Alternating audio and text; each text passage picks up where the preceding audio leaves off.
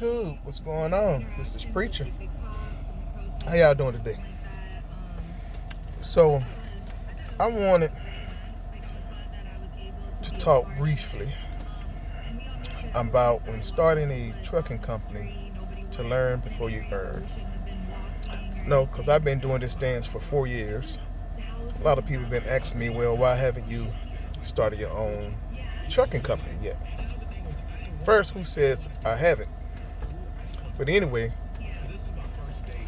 I always try to learn something and as much as possible about something before I start something.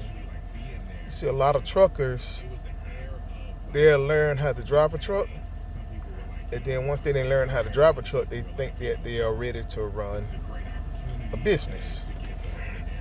Now, I done ran restaurants, for like 19 years. And a lot of times you didn't have good cooks that think that they're ready to be a good manager. And just because you can cook real good don't mean that you can manage. It's two totally different things. You got to learn as much as possible. I done met owner operators that don't know nothing. And then they become graduates of YouTube University and think that they are ready to now run a trucking company. And that's why most people who start a trucking company fail within the first year to 2 years, even the ones who lease. You got to realize a lot of truckers that start never ran nothing before in their life. Then they get in and get a truck, and now they are ready to run their own trucking company. Why? Because they hear this cent per mile thing all the time. Oh, you got to know your costs. And then they think that they know their costs, and they don't know their costs because they don't know everything that is associated with running the trucking business. When you do cent per mile, now the good owner operators, if they listen to this, they can agree with this. When you do a cent per mile, your cent per mile changes every day. Your cent per mile do not stay the same at all. It doesn't stay the same. Your cent per mile changes every day. But then you get out here and you learn or think you know your cent per mile and think that that's your cent per mile. Oh, this is what it costs me to run my truck every day. No, it don't. Your cent per mile changes every day. Your cent per mile changes every day because it's a variable cost that is included inside that cent per mile. Your variable cost changes, that's why it's a variable cost. The only cost in cent per mile that does not change is your fixed cost. But the other cost that you add to that is a variable cost which changes. A lot of people don't understand that. They thinking, well, I just got to do my cent per mile and this is what it costs. No, it's a variable cost. Why it's a variable cost? Because everywhere you go, fuel does not cost the same. Or then you hear the people say that, oh yeah, I got this load that was paying, it paid me $2.10 a mile. No, it didn't. It didn't pay you $2.10 per mile because you didn't include your deadhead miles into that as well. So the load was going $7.50, and for $7.50 it was paying that much per mile. But when you run into business, you have to account for all costs. So that means if you had to drive 100 miles to get to that 750 mile load that is paying you, and then you got to make sure that it's exactly 750 miles. Because as we know, it will say 750 miles on paper, but the actual miles that you drive may be 789, maybe 790. So it's the actual miles. And then you add your deadhead miles into that. And then what you're getting paid, you can calculate what is your true cents per mile that you're getting paid for this load. And then you see these trucker want to go on strike. It's time to strike now and everything. Listen, I would be trying to run my own business. I'm not trying to run everybody else's business, because everybody else's business will be different from my business. I didn't agree to go out there and get a truck payment that's $700 a week, $800 a week. That was you. That was your cost. That was your business decision that you made to start your own business. Everybody's not inside that same boat. You have people who go out there and get their truck from a dealership and they're only paying $1,200 a month, $1,300 a month. Some is only paying $700 a month. You got to look at it like this. You can go out and get you a nice used truck for $45,000. But then you have people say, oh, get a cheap truck. I can get a cheap truck for $15,000, $20,000. You getting a truck for $15,000, $20,000. And then you're going to go out and buy yourself your own personal truck that costs $40,000, $45,000. See what I'm saying? So for your personal truck, you can go out and spend $45,000 and make a payment on that. But on your work truck that's going to run your business and make you money, you want to go out and spend $15,000, $20,000 on that. And that's what you run in your business, that you're going to have maintenance on, that is going to break down on. Any cheap truck you're going to have breakdowns on. Any cheap truck. Any old truck you get, because like I said, these YouTube universities. Oh, get an older truck. Oh, your payment be down. Yeah, your payment be down, but what about the upkeep of that truck? And then you go out and get a truck that you don't know nothing about. You don't know nothing about the engine. You don't know nothing about the transmission. Oh, get a pre-emissions truck. Okay, you're going to get a pre-emissions truck from 2007 and below. You get a pre-emission truck, but then you're getting that pre-emission truck, and then you still got a whole bunch of other problems. But you don't have to worry about the emission problems. Well, if you keep up with your emissions and do preventive maintenance, like cleaning the DPF every 100,000 miles and cleaning your EGR valves and taking your manifold gasket out and getting that all clean and things like that, and then your heater core that's all up in it to make sure that those holes are clear and not clogged up with soot. It costs to be the boss. You have to learn before you earn. Everything in business, you always got to learn before you earn. And then not just how to maintain your truck, but then the other part of the business, all your paperwork part of the business.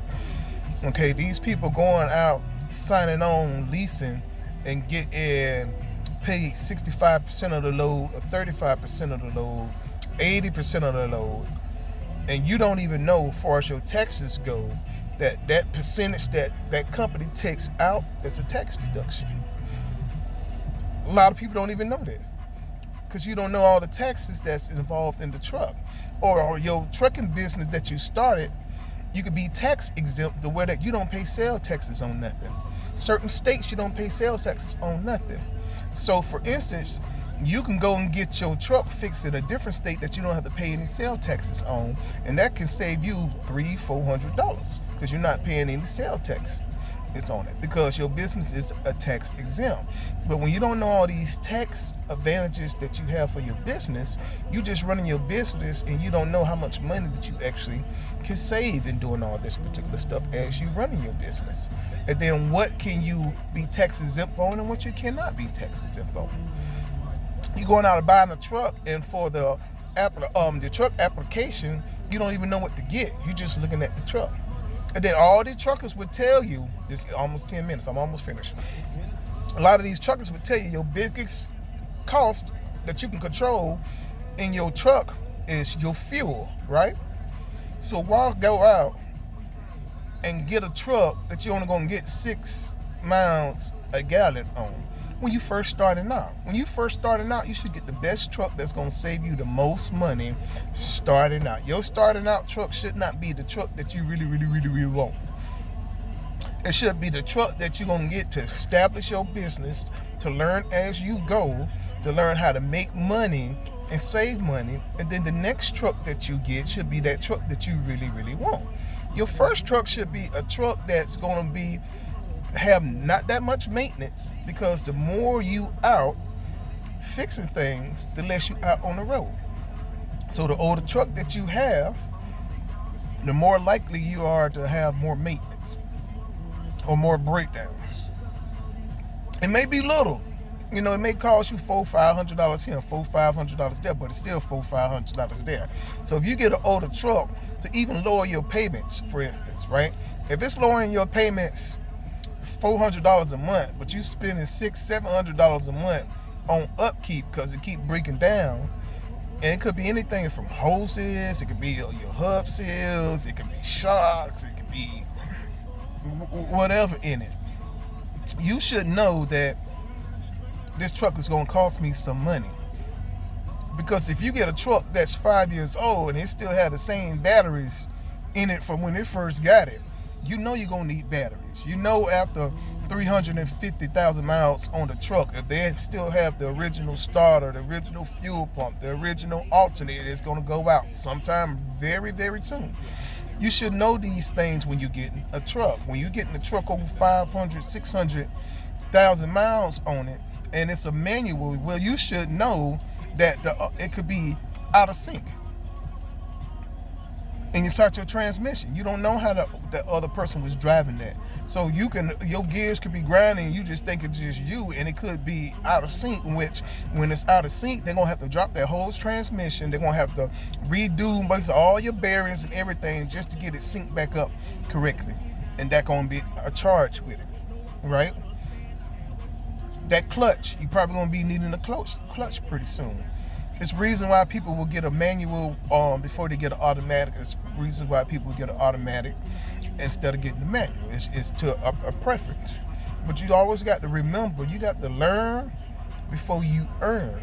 Don't be so quick to get out here and get a truck and you don't know everything about running your business. Because there's three people you don't want to mess with. That's the I, the R, and the S. So, but you got to know all this stuff. You don't even know none of the back office stuff. You never did none of the back office stuff. You know what I'm saying? So you really have to know this stuff.